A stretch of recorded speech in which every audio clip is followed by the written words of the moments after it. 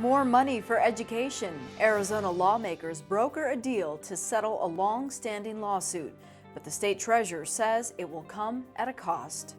It goes against the Arizona Constitution, and it goes against the Enabling Act of when Arizona became a state. We've had this trust intact for over 100 years, and we've never spent a penny of the principal because that's the rules we operate under. A plan that pumps more than $3 billion into education. It's not perfect, but it is a way to settle this long-standing lawsuit, and I think we need to do that, and that's why I approve of it. This is Arizona Week.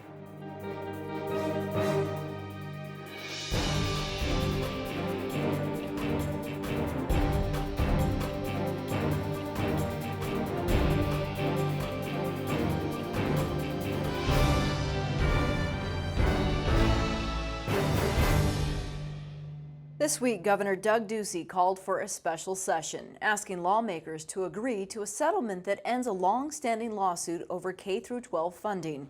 Here's Luigi Del Puerto from the Arizona Capital Times to explain how it all started.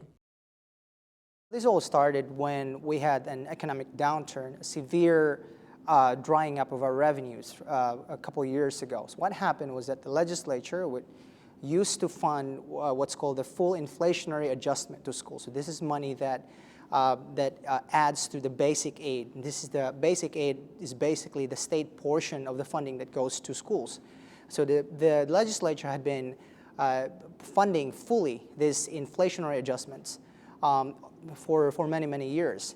And then what happened was that during the recession, of course, the state had to choose which agencies to fund, and there was a lot of cutting and slashing of budgets.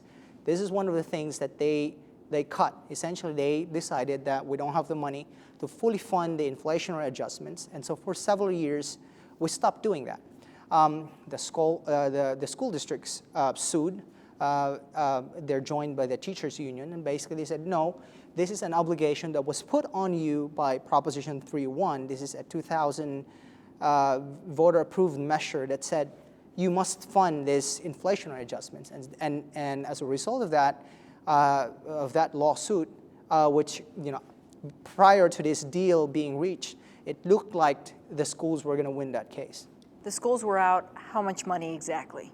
Well, the schools were out about $300 million a year less than what they were supposed to be getting. This settlement then has to recoup all that loss. What does that figure look like now with this proposal? So there are two components to the lawsuit. One is the money that was owed to the schools for those recessionary years, those monies that were supposed to be given to the schools that they did not get.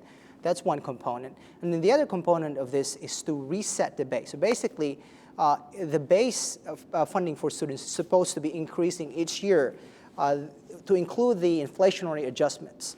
What happened was that the legislature, since they cut the inflationary adjustment payments, the base didn't grow as much. So the other component of this lawsuit would be to essentially reset the base to where it would have been had the legislature kept fully paying the schools the amount that they were supposed to be getting. The back payments, which is about $1.3 billion, the schools are not going to get that in this settlement. What they're going to get is a reset of the base. To where it's not the full reset, but it's close to, it's about 70% to what it would have been had the state kept funding the schools, their inflationary adjustments. So that's one component. The other component is that on top of this reset of the base level, of the basic aid for students, the schools are also going to get $50 million within a few years, and then another $75 million.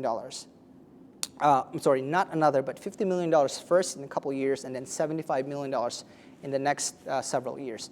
So there are two pots of basically funding stream, the reset and then additional money. The state has the money.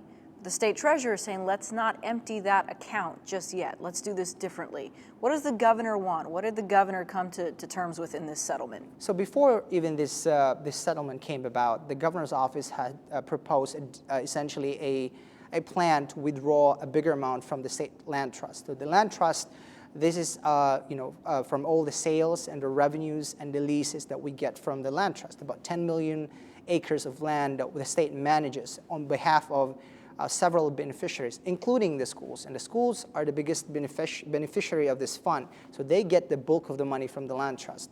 The governor's office said, why don't we provide more funding to the schools by withdrawing a bigger amount from the land trust? So he had proposed that deal, and he was pushing that deal. The last couple of weeks, as the settlement negotiations progressed, the governor's office essentially changed his mind. The governor changed his mind and said, "Yeah, why don't we use some of that money to settle this case?" And so what happened is that we're going to get essentially about 60%, 50 to 60%, more than 50% of the money for this settlement from the land trust. And the way they do it is basically they're going to increase the distribution rate from the trust to the schools. So right now it's about 2.5%. It's going to go up to about 6.9%. And then after 10 years, it's going to go back to 2.5%. So the schools are getting more money within 10 years. Of course, the question is that what happens when this proposal to increase the withdrawal rate from the trust expires in 10 years. That will be another conversation we're going to have in a decade. The deal calls for tapping into funds of the State Land Trust, a move Arizona's treasurer says is not fiscally responsible. Treasurer Jeff DeWitt, thank you so much for your time today. Thank you. Do you like this proposal as it is? No, I do not. Well, a lot of people over there don't like it as it is. And so the question is, why are we not allowed to fix it? I love the concept of settling the lawsuit. I love the concept of funding our schools. We really need to get the lawsuit behind us, and we need to fund our schools. So we're 50th in a lot of funding metrics. We have to fix that. However, this current piece of legislation as written, has a lot of flaws. And the unfortunate thing is the executive branch drafted this and has told the House and the Senate, don't you dare change a single period on it. And so they're not allowing our legislators, who are independently elected from all over the state, we have 30 members of the Senate and 60 members of the House, they're not letting them fix the inherent flaws and touch this. We can make this better if the governor's office would allow our legislators to legislate.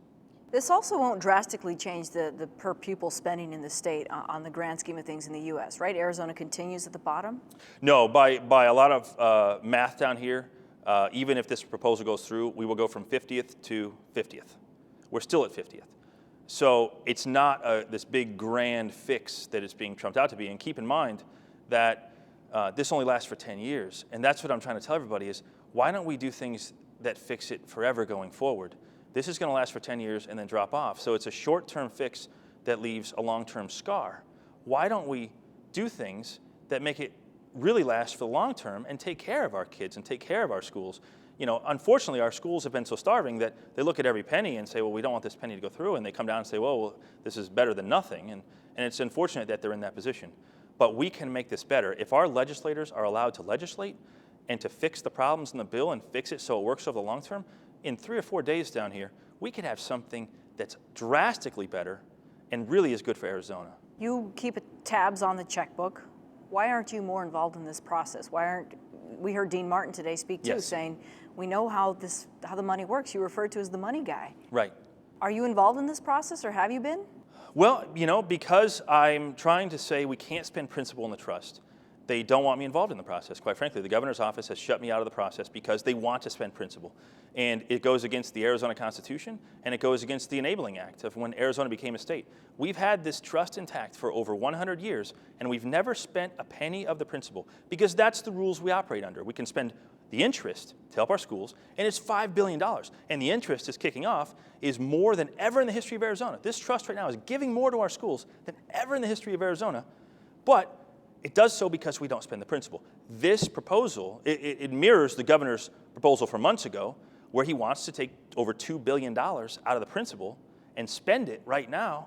And that's what this does too. It hits the principal, and that's why you have myself, Dean Martin, Carol Springer, and quite frankly, every other living state treasurer besides the one on the 9th floor in the governor's office against this proposal. We can't spend the principal. I've been down there trying to get them to come around and say, let's fix this. We can put things in place that will protect principal that really don't alter the math that much. But they're not allowing our input, and I think it's unfortunate for Arizona. As the state treasurer, I've heard you refer to this as irresponsible. Is it also illegal because there were talks of this not being allowed by the Constitution? Well, currently it's not allowed by the Constitution. This is not constitutional in its current form. So what they're doing is they're going to go to the voters and they're going to ask Arizona, please change the Constitution to allow us to spend principal because our schools are starving. But keep in mind, it's a self-inflicted wound. We have the extra money right now to solve the lawsuit, which without raising taxes, we could still do tax cuts. Because the economy has grown, we have $300 million extra dollars that have come in, $200 million has been certified by JLBC as sustainable. We could solve the inflation funding lawsuit right now. And so I don't know why we're choosing to solve an inflation funding lawsuit by raiding the inflation principles of the trust. If this proposal goes through as it is, what does the picture look like in 10 years? In 10 years, there's going to be a big drop-off in spending. And what we're going to have are all the schools and everyone down here in 10 years saying, why is all our money going away? Why did we hit this big fiscal cliff? And unfortunately, most of the people that are making these decisions down here won't be around then. Or maybe it is fortunate, actually. But that's the problem, is these short-term decisions. So the legislature and the governor of 10 years from now are going to have a big problem on their hands. And if they raid the principle of the trust, it won't be there then for them to use. I hope we can fix it for Arizona. It's going to be a big problem. And down the road, this will be like our Social Security Trust Fund for the United States. We've seen that our Congress raided that decades ago, and now it's not there. That's what we're doing with this. If you start raiding the funds, they think, oh, we're just going to raid it now and then leave it intact, and the future legislature won't do it. Once you open the door, it's gone. If they start taking the money now, the money's gone. It's what happened to other states, why they've raided their trusts, and many, many other states, the money's completely gone, and that's what's going to happen to Arizona. So 10 years from now, they're going to look back on this time and these interviews and say, oh, wow, maybe we should have listened to the financial people a little more. And just to clarify, you say we have the money right now that it won't deplete our account system as it is. Right. The economy's grown. Anytime job growth in Arizona is over 2.5%, the economy grows over 4%. Job growth, about 2.7%. We have now $300 million of extra revenue that's come into the state. We can afford to fund this going forward. The example I like to give is, let's say you have a pie. This pie is called the Arizona state budget. It grows at 4% each and every year. Now you take half this pie, about 50% of our budget goes to the schools. That is capped by the inflation funding lawsuit at 2%. So if you have this 50% expendable that can't grow more than 2%, and 100% of your revenue grows at 4%, and we have the money right now to solve it, we have the money to pay for this forever, and we could still lower taxes and have money for other priorities they have down there. And it's a big shock to me and a lot of people why we're not going down that path to do this, why they still want to push raiding the trust instead. Why do you think they are going this direction? I think, honestly, it comes down to political reasons and political decisions. It doesn't come down to what's the best thing for Arizona. It comes down to what's the best thing for a group of politicians and lawyers. So I'm trying to talk sense into people. I'm putting up the good fight, and hopefully we can see something change for the better, because, like I said, I want to see our schools get funded. I want to see this lawsuit get settled. We just have to do it in a sustainable way that takes care of the future of Arizona and doesn't mortgage that just to take care of the next few years. House Minority Leader Eric Myers says many Democrats agreed to the settlement because it puts more money into classrooms, but he cautions it also puts a state on a path to a fiscal cliff. The good thing is it does get money into the classroom, potentially, and that's one of the risks because it will require voter approval. We heard about potential court challenges about the Constitution, the intent clause when we take money out of the state trust land fund. And it's a short-term fix. There's some good in there. Our schools are desperate for funding. Our teachers need to be paid better. We need to hire new teachers. The question is, how far does this get us to that point? This is bittersweet for you then. Oh, absolutely. This is my I've served 7 sessions. I served on a school board for 8 years. During those years, we've not increased funding for our schools on a per pupil basis. So I've had to lay off hundreds of teachers, close schools, and now we're being given a plan that doesn't change where we are significantly. We asked in committee today, how far does this move us? And we got 2 answers, either from 50th to 49th, 49th to 48th, or not moving us at all, which would be 3 answers. So it's not a big move. It turns out to be just over or about $200 to $300 per kid, which isn't a lot. And when we've had the severe cuts that we've had in Arizona, I think we could do better. What's the rush to get this deal, this settlement reached right now? That's a great question. Not only what's the rush, but why are we doing it this complicated way? Once they have the votes to pass something, they want to move it as quickly as possible. I haven't heard from many of my constituents. I wish I had time to call my superintendents and school board members and parents in my district. I just haven't had the chance to do that. Two, we have money in the bank. You may have heard that our revenues coming into the state treasury are higher than expected. So we could actually fund the inflation funding lawsuit out of existing funds that we have now in the bank and not have a complicated, and get those dollars in the classroom now. Not have to worry about raiding the state trust land fund and taking dollars from future generations, and not have to worry about going to the voters and spending $9 million just to put this on the ballot. The Arizona Education Association supports this proposal. Does that give you any solace knowing that, okay, they're behind it? Well, I'm obviously friends with the AEA. They're in a tough spot. They brought the suit, and they're trying to this is what the best they've been able to get, and I understand that. But I would like better for the state than what we're doing. I would like better for our kids, better for our teachers. We have a potential crisis growing in our education system. We were short 1,000 teachers starting the school year here in Maricopa County, and teachers are leaving the profession at an incredibly rapid rate. Class sizes have continued to grow in our state to where at the middle and high school level, teachers with 5 and now sometimes 6 periods a day are seeing 35 to 40 kids a class, so they're seeing over 180, 200 kids come through their classroom, and that's not the way to prepare them for college and the workforce. So we'll see if this is a good first step, but that remains to be seen. This rush seems very urgent. Mm-hmm. Is it just politics? Oh, absolutely, it's politics. Because, the general public hasn't had a chance to figure out what all these different provisions mean. I mean, for us, like I said, we started session last night.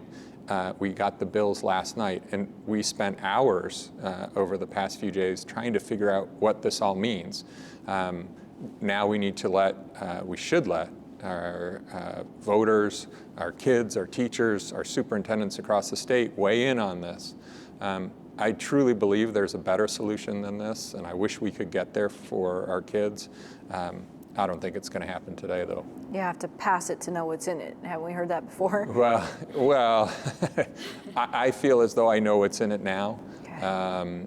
and I'm not sure it's the right thing. It may be the right thing for today and look good for today because our schools are so desperate for funding. The question is how this plays out over the long run, and if your kids starting kindergarten today, they'll be impacted when they get to high school by this bill and may be severely negatively impacted. And there's no other plan than this plan. And it just doesn't move us, I don't think, to where we need to be. And it will cause problems in 10 years, maybe. Oh, there's a cliff in 10 years where the funding goes away from the state trust land. We stop taking those dollars out. And we don't have a revenue stream to replace them. So there'll be well over $140 million, I think I remember correctly, that we'll have to find somewhere else. And we usually just don't have extra money in our budget. So I'm fearful that when that day comes, we won't have revenues to replace it. The deal was brokered by Republican leaders. Here's Senate Finance Chair Debbie Lesko.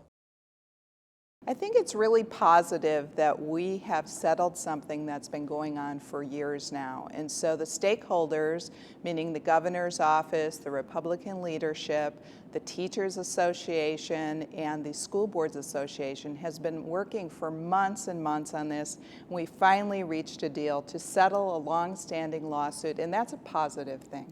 You're the money person in the Senate. We've heard from former Treasurer Dean Martin, current Treasurer Jeff DeWitt, who say the money's just not there in this plan. Can you tell me where your mindset comes from in looking at it and say, no, it does work, the math makes sense? I'm glad that they brought forward concerns so that we could look into them. And I have asked multiple attorneys and lawyers that are experts in this area, and they have assured me that this proposal is a good proposal and will not violate any federal enabling act, or they do not have the concerns that the treasurer has. Skeptics might hear that and say, you're asking lawyers and politicians. What about financial people and this idea that it could cause problems 10 years when this is all said and done? Well, you know, the treasurer is an elected person too, so if you're going to talk about politicians, I mean, technically he's a politician as well, but I respect the input. I believe I'm friends with Jeff DeWitt. I have great respect for him. We just have differing opinions on this particular subject. And I listened to him today during testimony, and I listened to former Treasurer Dean Martin. And I took to heart their concerns, and I checked into them with different attorneys, multiple attorneys, and all of them told me they don't believe that their concerns are merited. Now, I guess we'll see in the future if they are or not, but so far I've been reassured that we are okay with this plan. As it stands right now, what do you think this does for the face of education?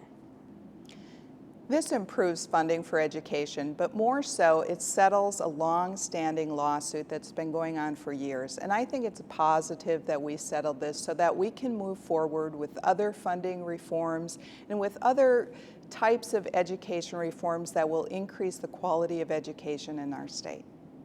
This doesn't change the number of per pupil spending in the state and how it looks in the overall U.S. landscape. We still remain toward the bottom. Does that concern you? I think it's something we always need to drive to improve not only our funding status, but our performance status. Actually, when you look at some of the ratings, we actually do it about in the middle on our performance, which is outstanding because we do more with less money. Now, can we improve? Of course we can improve. And this is one step, and it's a step to settle a long-standing lawsuit, and I think that's a positive step.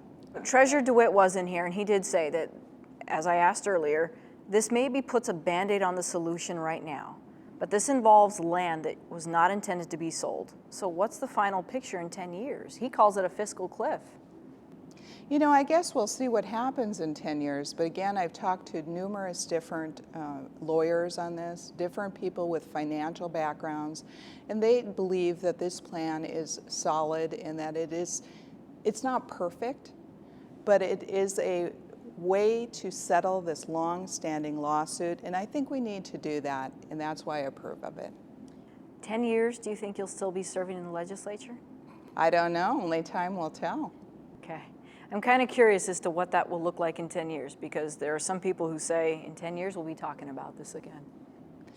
Anything is possible. I mean, we come back with legislation each and every year, and whether we approve tax cuts or not, I mean, that's something that future legislators have to decide on. And I always like to look at the entire picture to determine what we can do for not only education, but for health care, for child protective services. We need to look at the entire picture and also try to attract businesses to our state. So that's what I plan on doing the entire time that I'm in the legislature, is looking at the entire picture and voting the best way that I think I can. Tapping into the state land trust requires voter approval, which will happen in May during a special election. Here's Howard Fisher of Capital Media Services. On the political side, they're told, you can't amend this. There may be fixes, but this is the deal. And you have to take it. And you have to take it. Now, the question of, is it fiscally sound? Now you're getting into one of those areas where, what is the corpus of the trust? This is one of those things, you put 3 accountants in a room, I'll give you 6 answers as to how deep you can draw from the trust. What Dean Martin is saying is a flat 6.9%, which is what the plan has. In some years, that may be too low. In some years, that may be too high. But he said, you're running into potential legal problems. Now this thing is passed, you've got a situation where A, there's the question of, do you need congressional approval to amend the Enabling Act? And B, even if you don't need congressional approval, have you violated certain rules of perpetual trust as far as harming them? Obviously, you know, the current treasurer has run out some figures saying we can get $2.2 billion out of the trust over the next 10 years. Then over the next 70, we will lose $76 billion for schools. You know, do the math. And you say this just sets the state up to give tax breaks to corporations. Well, I think that's the fear of a lot of people, that now that we've gone ahead and decided we're using very little general fund money here. This is mainly money from the trust. Out of 3.5, 2.2 is directly from the trust, and there's some other money, there's school resource funds and things like that. There is currently, you got $325 million cash carry forward from last year. You have $460 million in the rainy day fund. The money is there to do this now without worrying about that. Now, the concern is that sustainable? Joint Legislative Budget Committee says probably $250 million of that is sustainable. The fear that I think a lot of Democrats have, and what's going to be worth watching between now and the May election, is if lawmakers then use that money to give additional corporate tax breaks, they're going to say, so why did we tap the trust fund? This is going to bear watching, because this could determine the outcome of that May election. So this sets Arizona up for financial fiscal health. Well, depending on what you believe about the trust account. You can say that if the market does well, I think about half of the trust account goes into like Dow Jones stocks. The other half are basically treasury notes, things that are very low income. If inflation goes up, if the return on treasury notes goes up, if the market does well, everything's fine. The question becomes, can you predict the market? If I could predict what the market will do 10 years from now, I wouldn't be sitting here, writing for newspapers around the state. I would be rich and sitting on a beach somewhere in Bora Bora. That's the nature of it. You cannot predict that. So does this create financial health? Give me a crystal ball and I'll let you know. What's the rush? Well, Other than settling a lawsuit, I mean, why does this have to be done right now under these terms? Well, two reasons. A, you've got an agreement, and it took months to get here. And, perhaps you don't want people to get cold feet. Perhaps you don't want people to read it. Take your paranoia. The other issue is strictly timing. This requires voter approval. You need voter approval to change the inflation formula, because they had approved the original one in 2000, and you need voter approval to change the distribution from the trust. It takes a certain number of days for the Secretary of State to set up a statewide election. And that's the other half of the proposal. If you wait until January to do this, it's harder to get a May election. And the schools want the election this fiscal year. A May election means they can get the money for this year as opposed to waiting to the 2016-2017 school year. And that's our program. For all of us at Arizona Public Media, I'm Lorraine Rivera.